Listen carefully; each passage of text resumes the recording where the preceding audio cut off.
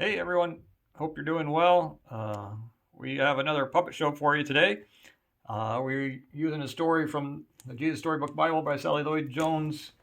The story is titled in here God's Wonderful Surprise, and it's about the resurrection. So that's story is found in all the Gospels in Matthew 28, Mark 16, Luke 24, John 20. And so this is kind of her version of summing those up, and hope you enjoy. And hopefully see everybody soon. Bye. Jesus' friends were sad. They would never see their best friend again. How could this happen? Wasn't Jesus the rescuer? The king God had promised? It wasn't supposed to end like this. Yes, but whoever said anything about the end? Just before sunrise on the third day, God sent an earthquake and an angel from heaven. When the guards saw the angel, they fell down with fright. The angel rolled a huge stone away, sat on top of it, and waited. At the first glimmer of dawn, Mary Magdalene and other women headed to the tomb to wash Jesus' body. The early morning sun slanted through the ancient olive trees, drops of dew glittering on leaves and grasses, little tears everywhere. The friends walked quietly along the hilly path, through the olive groves, until they reached the tomb, and immediately noticed something odd. It was wide open. They peered through the opening into the dark tomb. But wait, Jesus' body was gone.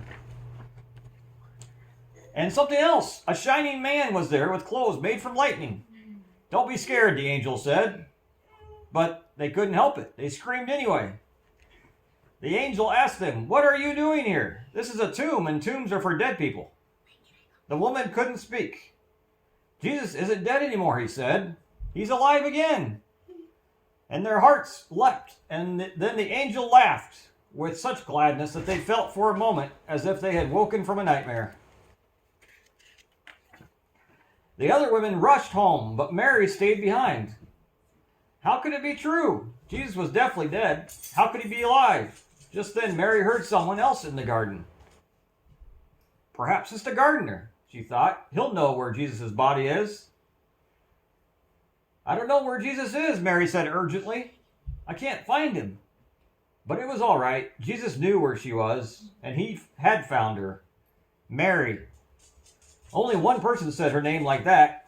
She could hear her heart thumping. She turned around. She could just make out a figure.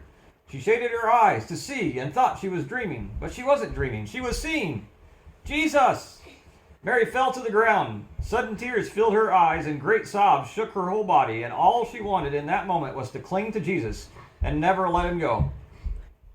"You'll be able to hold on to me later, Mary," Jesus said gently, "and always be close to me. But now go and tell the others that I'm alive." Mary ran and ran all the way to the city. She had never run so fast or so far in all her life.